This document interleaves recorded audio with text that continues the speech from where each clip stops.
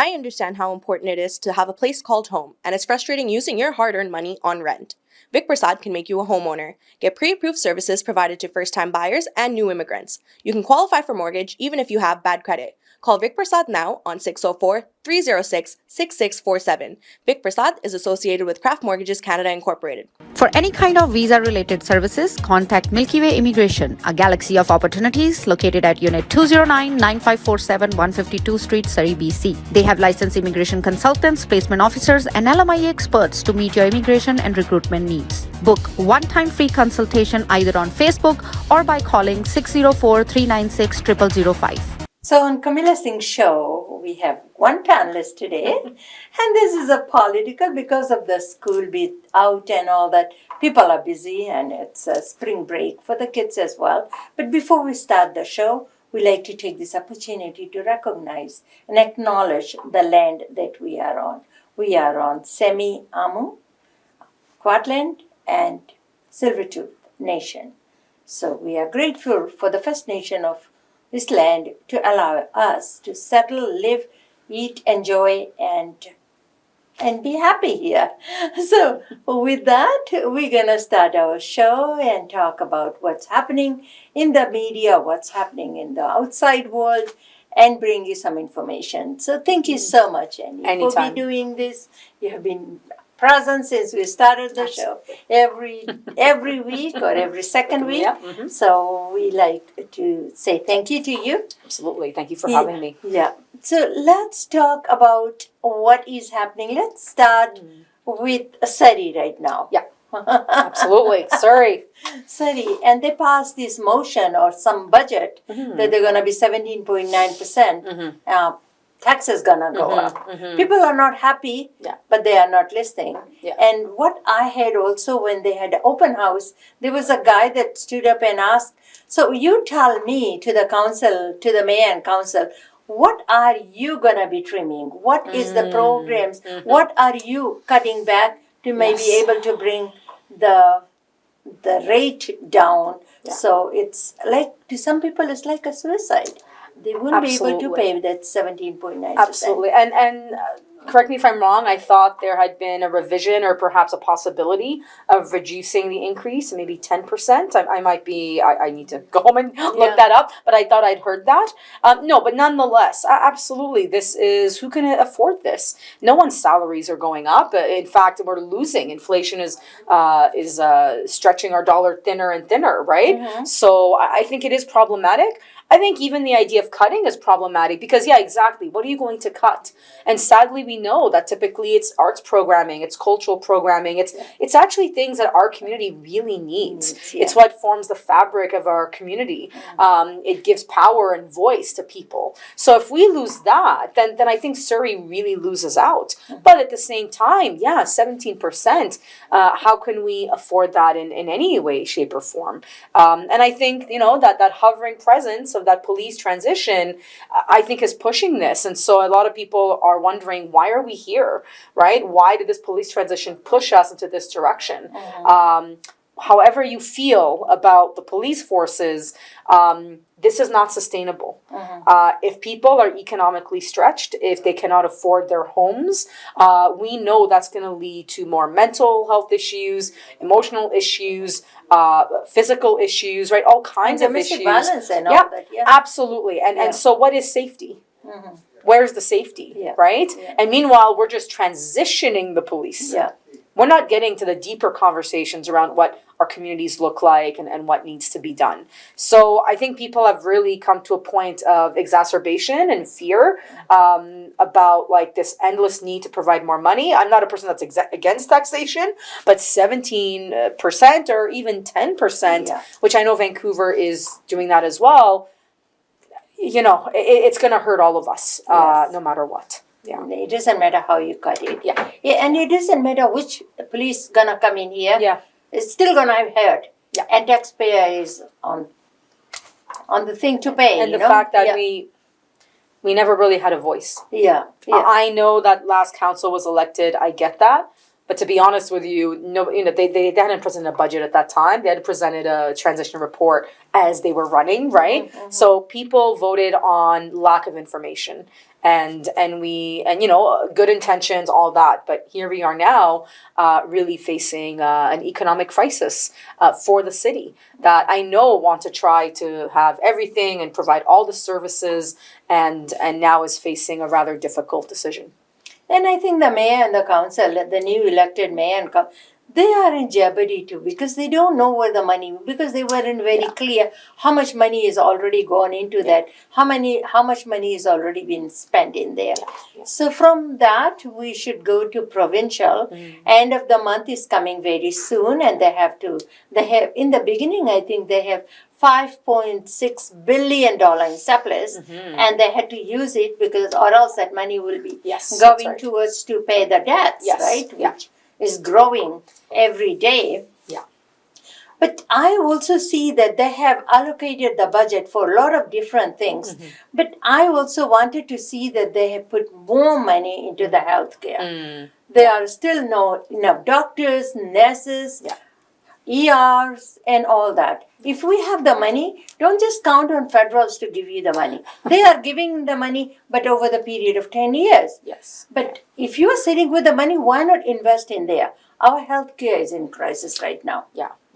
Yeah, I think there's a lot of priorities, and I think the reality with healthcare is that it takes many years, right? So you're not just going to inject new nurses right away, as much as they've now cleared the way for people with foreign credentials to join, right? Like they're trying different mechanisms, but that's still going to take us several years. More nursing seats, more doctor seats, that takes anywhere between 4 to 14 years, right, to really get everything you need. I think you're right. I mean, they did reach a deal with the federal government, which is good. I'm glad they did that.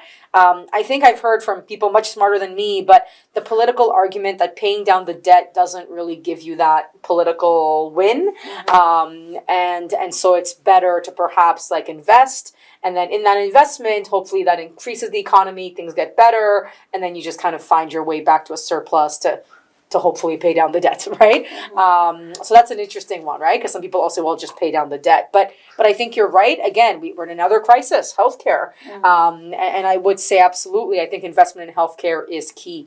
I think thinking intersectionally, though, there are new investments in things like dealing with gender violence, which I know is not complete. A lot of people have issues with the lack of funding, lack of resources, that there are a number of things that they've announced that I think are important and hopefully kind of working in conjunction with each other, kind of strengthen our overall system. But yeah, healthcare is that big gaping reality. And it's only going to get worse. We're an aging population. People are working themselves to death or working themselves to chronic illness, if we put it that way. So we will need more and more services to actually provide the basic health care that citizens like us need. And I think that needs to be at the forefront of every discussion we have. But isn't that really telling that then what do we cut? When there's other priorities that are very important, that might mean life or death for people. Unlike education and others. Absolutely. You work in the education field. Yeah, if you don't fund education, you're not going to get the nurses and doctors later on, right? That's the reality. So it's all interconnected. So I think, and believe me, as a teacher, we made no improvements on workplace conditions, on class size and composition. We got a salary increase. And portables as well. And there's going to be more portables. We just had a meeting, the money is so tight, but we are growing so fast. Yes. It is not possible to keep up. So these are all major issues, and I don't know if it's one or the other. It's the reality that we have to find a way to support all of these so that they maintain and they get better over time. So we have a new premier right now. How do you rate him so far? He has been on the job for 2 months almost. 100 days, right? He just passes 100 days. And he was just pouring the money out because his money and budget is coming out and end of this month and all that. So how do you rate his performance? I think, people are pointing out all these announcements, right? And I mean, because it's budget time, because it's the reality of just how they've decided to do it, those announcements are important, right? I think they had to be made. The reality is these are all long-term Nothing is happening. Yes. So if you want to measure what has changed, not much. Yes. But is that a fair way to measure that? Because a lot of these, whether it's healthcare, whether it's housing, like all these things do take time. So I don't think it's fair to say the government's doing nothing. Because like anything, things take time. And I think we have to be fair about that. And we need to hold the government accountable. So you've made these announcements. You provided money here, there, whatever. Well, now it's time to start measuring the actual impact and if things are starting to change. So is housing becoming more affordable? Can you find a family doctor, right? Like these very measurable pieces is what I'm looking for, over the next 300 days. You know what I mean? So the first 100 days, I think with any government is usually about announcements. Like the Liberals would do the same thing or whatever they're called now, right? The Greens would do the same thing. But I do want to see accountability, and I want to see an ability of the government to admit when things aren't going right, to shift where they need to. That's going to be really key. So I'm not really comfortable giving it an A, B, C, or D. Now in education, we say, are they emerging? Are they proficient, right? Are they developing? I'm going to say developing, right? So this government is developing. The first 100 days are about kind of building up and now to see if things work or not. Certainly, the important topics are there. They're not ignoring the issues, so I do appreciate that. But how this actually develops, we'll see. And he has to do it because election is next year. He was elected as MP, but to be elected as a premier, that's another thing. So he's working towards gaining his brownie points and all that too, so that people can, when they go to the voting next year, they can vote for him because what he has started in doing. But I think election cycles are so dangerous that way, right? Because when the Conservative government under Stephen Harper, said they would give tax cuts and make the budget smaller, and then they scrapped the vaccine program in Canada. Here we are, like COVID hit and we were not ready with vaccines that we could have been. We had to buy from other countries. India had vaccines. Other countries had vaccines. So we were paying more to get vaccines that we should be making here at home. Who would have known at that time that we would have had a global pandemic? So I think people have to be careful about when they do go vote for anybody, that they don't measure the person based on what is literally going to be like a year and a half, right? A year and a half. I don't know if that's fair either, because no, you're not going to have 300 new doctors, in the next 2 months, right? That might be after the election, many years after the election. So I do think, again, people should be measuring the change and the improvement. There are some things maybe we can measure right away, and absolutely, but also not to, if we keep turning and going different directions, you end up not going anywhere. You turn, you end up going to the same place, and you never actually improve. Because I don't like politicians that just base it on, I need to get elected. Because sometimes what needs to change hurts. Sometimes it takes time, right? So just because, you might not want to pay a little bit more in taxes, but that might provide a very necessary program for you that you're going to need 3-4 years down the line after the election. So not letting those policies through is problematic. So definitely though, that's what government's all about, democracy, right? We look at our government, are they achieving? Are they doing something to make our communities better? If not, you have every right to vote them out. And be able to afford it. Very quickly, we're going to go on federal politics and talk about the China's mantling of the election. And there is a lot of pressure on Prime Minister to call what are they asking? Like an inquiry, right? Inquiry. And he has appointed some person or something to look into that. And I think he's still not out of it. He should have done an inquiry if he has nothing to hide. So what's it? There needs to be one, and I understand. I think fair enough. The rise of anti-Asian rhetoric is very problematic, right? The fact that China just seems to be the endless boogeyman, that's problematic, right? Because that does impact people here and how people are viewed, and the statistics show that. So I don't disagree with the Prime Minister that we have to be really careful about how we speak about these issues, because we come from the Cold War. That's not too far back, right? right? The red fever, the red scare, right? All these horrible kind of sayings. And I think we have to be careful not to go back to that. There was a time when we were having hearings about communists, right? And horrible things that destroyed lives. So that absolutely should always be in our minds. Mindful. That being said, it is concerning if foreign governments are injecting money into getting certain people elected for any party, for any reason. I ran in 2019, and that is something that makes me think, right? Like, okay, so, and I'm not, like, just generally, right? Like, so it's not a fair shot. If you have, 1, 10, whatever, 15 people that are getting these injections of foreign funds, we are Canada. We need to make our own decisions with our own, about our own policies, about our own people. America, China, France, Mexico, I don't care the country's name. They shouldn't be interfering in our politics, just as we shouldn't be doing in theirs. Right? Now, human rights might be, obviously there's different realities there. But I would wonder, so why would you want certain people in power? So we need to look into that, right? And if that means certain liberals get pointed out, or conservatives, or NDP, or whatever, then that to me shows a good government. That's when it's, okay, wait a minute, maybe something went wrong here. Maybe our processes didn't catch this. So we can't play a political game with this. I do think there needs to be an inquiry, but I also do believe that when we do the inquiry, it does not fall into this scapegoating, into anti-Asian and blaming mess and blaming. No, that would not be a good inquiry, right? It would fall apart, and we wouldn't get the truth. What we need is the truth. Will be covering up with something. So that the next election, we can see the red flags. We can see what we need to change, so that we don't have that interference again.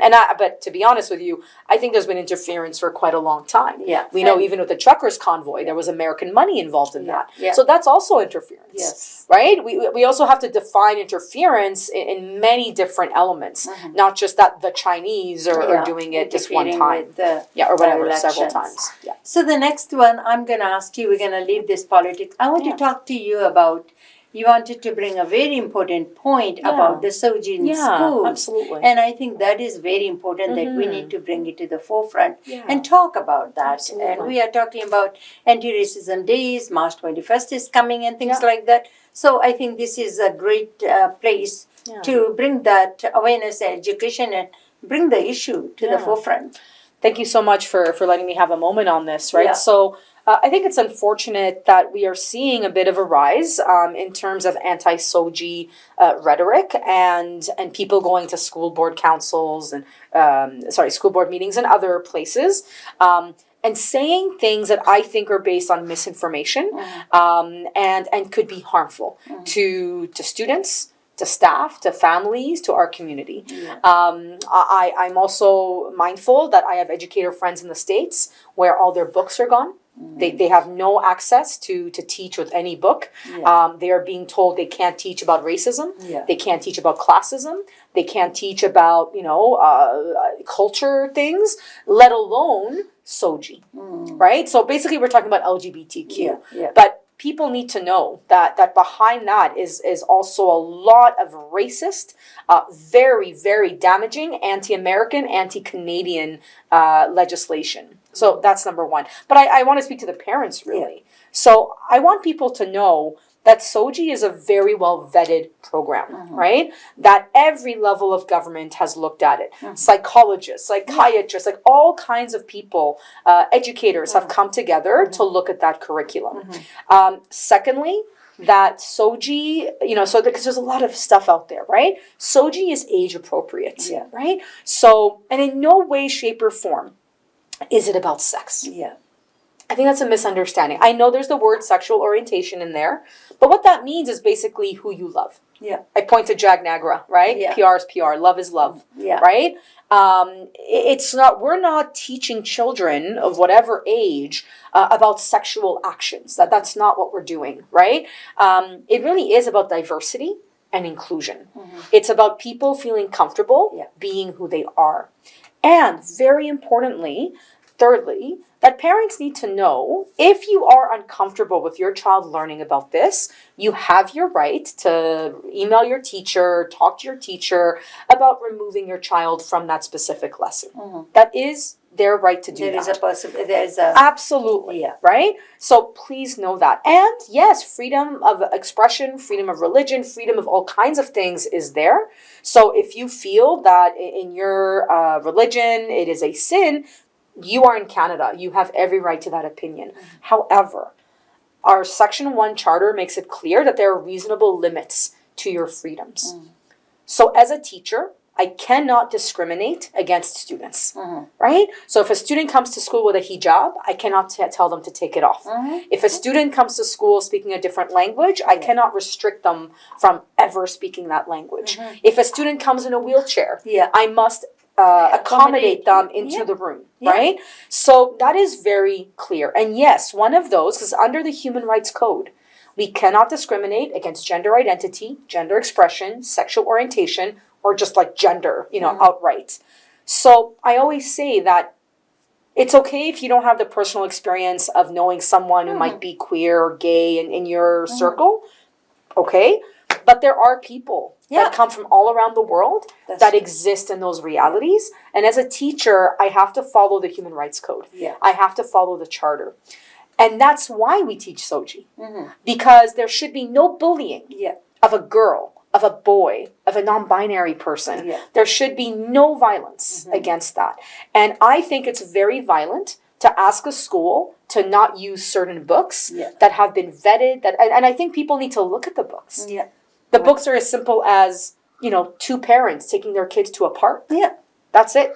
Right? That's all it's whether they are about. the same-sex parents, Whether or they're different. same-sex or otherwise or Doesn't whatever. matter. Right? It's math problems, that use different names, right? It's using pronouns like they, them for students that are going through very mental hardship. Like, so I've had students try to commit suicide in front of me that come to me after the fact, having tried, that are crying, that are upset, that are losing all sense of themselves, because most of us don't understand what that feels like. So we never understand it, right? Because they haven't been accepted. Yeah, and it is. Because they're like, my teacher says this to me, this happens to me, that happens to me.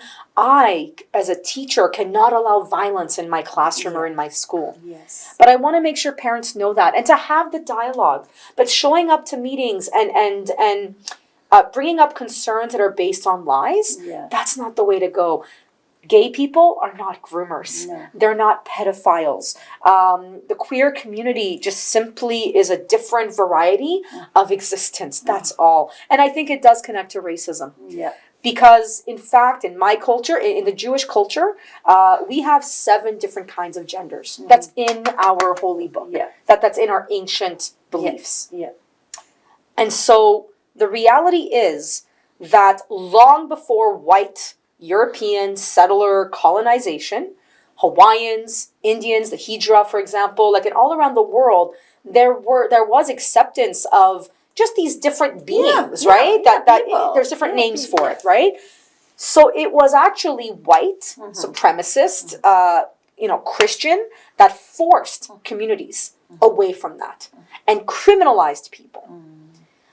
We are looking at a situation in the United States where kids are being told to stay home, and very importantly, where parents are being told they're going to lose their kids. So this is a parents' rights issue. This is about the parents' voice. And my fear is that parents could lose their rights here. Because if a parent says, I want to take my child to the library to read a book with a drag queen, right? Because I've been to counter protests here against that, right? That somehow that parent making a consensual decision based on the information they know to do that, where they're reading a book like Clifford the Red Dog, right? Nothing to do with anything else, just like a basic book, right? ABCs, that parent should lose their child.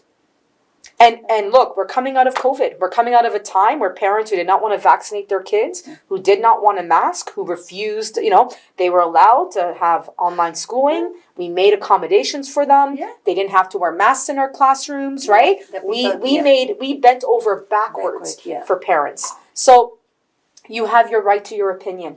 and that's fine, right? Believe what you want to believe. But we need to make sure that we protect other people's children, that we protect And our other education people's rights, system, yeah. other people's rights. And I have to tell you, there is nothing more amazing than a classroom where kids feel safe and comfortable and able to be themselves. Yeah. Right? And it's a beautiful experience to have where people don't feel like they can't be who they are. Mm-hmm. But there are some very strong policies here. So I encourage people, look up the safe and secure guidelines Surrey School District has. Look at the BC Human Rights Code. Look at the charter. Look at the criminal code sections. You will see that we are here to protect children. Yeah. And that there is nothing wrong in a legal context with being gay. Mm-hmm. Canada is finally leaving a time when it was criminal to be queer, where you lost your job, you went to jail, you were, all kinds of things. Yeah. You weren't allowed to get married, right?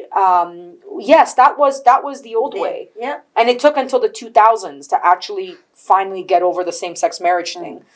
So no one's coming with anything new here. We went through that. And we saw that it was incredibly violent, incredibly wrong, and that we were dehumanizing. Yeah. So I just, and please talk to your teachers, Yes. right? And like I said, at the end of the day, if anybody tells you, oh, they're forcing this, nobody is. Forcing. You have the right to take your child out of that lesson, and that's okay, right? We will give them a different assignment to do. Right? But please understand, because there's so much misinformation, and I just feel for parents that are trying to find their way, right? Trying to figure out, what's true, what's not. And I just don't want them to go down the path of othering, of feeling like this whole, other community is against them, right? We are all human beings. And that expression that you have, that I have, that you have, should be protected. And there is no harm to your kid. Oh my goodness. Sorry, I had a lot to say. Yeah. Thank you so much Not for a watching problem. Kamila Singh Show. I understand how important it is to have a place called home, and it's frustrating using your hard-earned money on rent. Vic Prasad can make you a homeowner. Get pre-approved services provided to first-time buyers and new immigrants. You can qualify for mortgage even if you have bad credit. Call Vic Prasad now on 604-306-6647. Vic Prasad is associated with Craft Mortgages Canada Incorporated. For any kind of visa-related services, contact Milky Way Immigration, a galaxy of opportunities located at Unit 209-9547 152 Street, Surrey, BC. They have licensed immigration consultants, placement officers, and LMIA experts to meet your immigration and recruitment needs. Book one-time free consultation either on Facebook or by calling 604-396-0005.